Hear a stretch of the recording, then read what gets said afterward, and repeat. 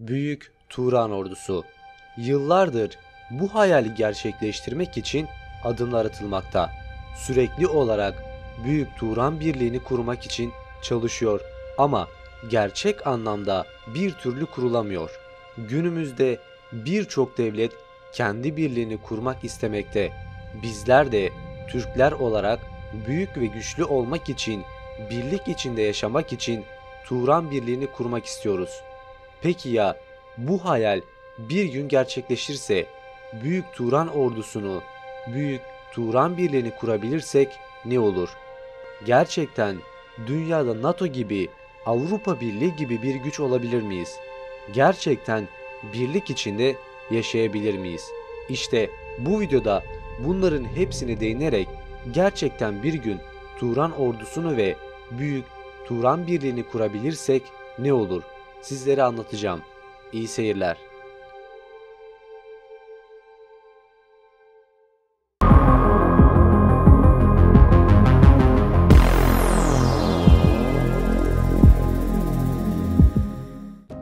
Videonun başlarında şunu belirtmek isterim ki şu an kurulmuş olan Turan Birliği tam anlamıyla kurulmuş bir birlik değildir ve kendi içlerinde her ne kadar kısıtlı olsa da ticaret ve birlik içinde çalışmalarını sürdürseler de tam anlamıyla bir Turan Birliği olmamakla beraber çok uzun süredir oturmamış bir sistemden ibarettir.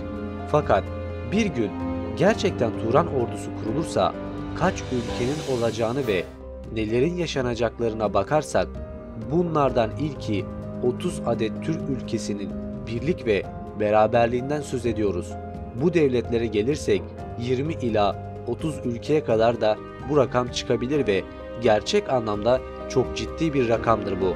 Devletler sırasıyla Türkiye Cumhuriyeti, Azerbaycan, Kazakistan, Türkmenistan, Kırgızistan, Özbekistan, Kuzey Kıbrıs Türk Cumhuriyeti, Çeçenistan, Çuvaşistan, Hakas Cumhuriyeti, Kırım, Yakutistan, Tataristan, Tuva, Abhazya, Adige Cumhuriyeti, Kuzey Ossetya, Batı Trakya Türkleri, Dağıtistan, Dağlık Altay, Doğu Türkistan, Gagauz, Karakalpakistan, Irak Türkmenleri, İnguşya Cumhuriyeti, Kabartayık Balkar, Kalmuk Cumhuriyeti, Karaçay Çerkez, Moğolistan, Tacikistan ve Başkürdistan gibi belki de unuttuğum, yazmadığım nice devletler olacak.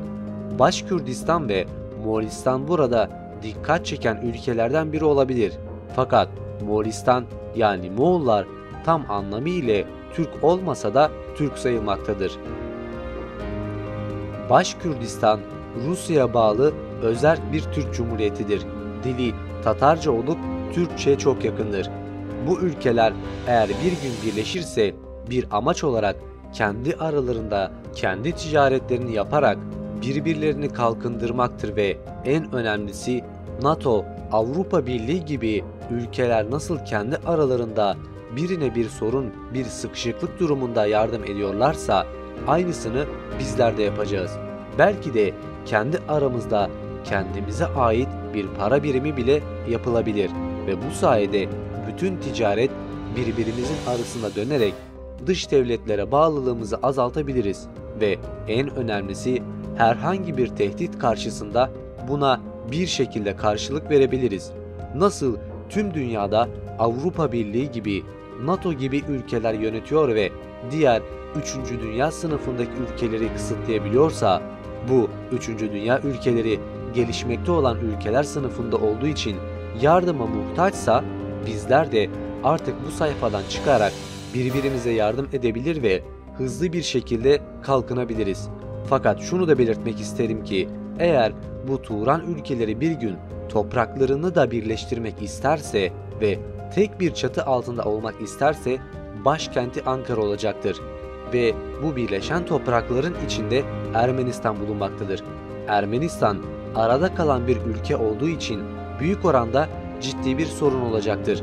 Sorundan kasıt onlar bize değil, aslında bizler onlara problem yaratacağız. Çünkü zamanında yaptıklarını Türkler de aynılarını onlara yapmak isteyecektir. Bu nedenden dolayı aslında insani suç işlenebilir. Sizler ne demek istediğimi zaten anlamışsınızdır. Bu nedenden dolayı Ermenistan'ın geleceği ve insanları büyük bir tehlikeye girecektir. Tabii ki de bu durum karşısında NATO ve Avrupa Birliği gibi devletler bize siper alacaktır. Ve zaten Türklerin bir Turan ordusunu, Turan Birliği'ni kurmalarını istemeyecektir. Türklerin birleşmesi demek onlar için büyük bir tehdittir. Çünkü neredeyse bütün Türk devletleri 3. Dünya sınıfı, yani yardıma muhtaç, gelişmekte olan ülkeler sınıfındadır. Bu da onlar için sömürge anlamına gelmektedir.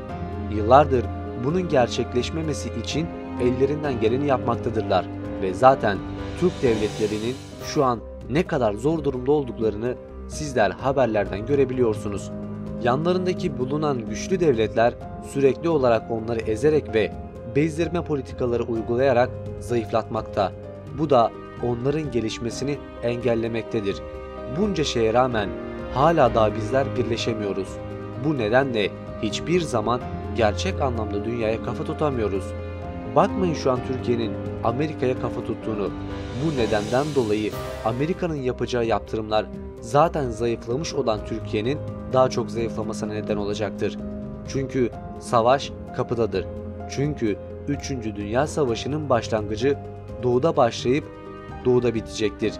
Yani bu tarihler gerçek anlamda çok yakındır. Bunu anlayabilmek için bilgi olmaya gerek yok. Sadece resme biraz geriden bakmak ve geçmişte verilen hadisleri, geçmişte verilen bilgileri öğrenmek ve bunları yorumlamak yeterli olacaktır. Eğer Turan ordusu ve Büyük Turan Birliği kurulabilirse Türklerin toplam nüfusu 300 milyonu geçecektir. Bu rakam 2018 verilerine dayanmaktadır. Bu nedenle dünyadaki en kalabalık nüfusa sahip 3. millet olma ihtimalimiz muhtemeldir. Büyük Turan ordusunun ve birliğinin kurulmasının asıl amaçlarından bir tanesi de dünyadaki barışı sağlayabilmektir. Sadece Müslümanların değil, diğer tüm milletlerin huzurunu ve barışını sağlamaktır asıl amaç. Dünyada barıştır.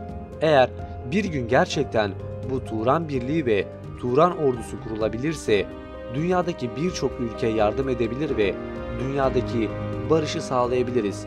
Fakat bunun öncesinde NATO ve Avrupa Birliği gibi ülkelerden çok daha güçlü olmamız gerek.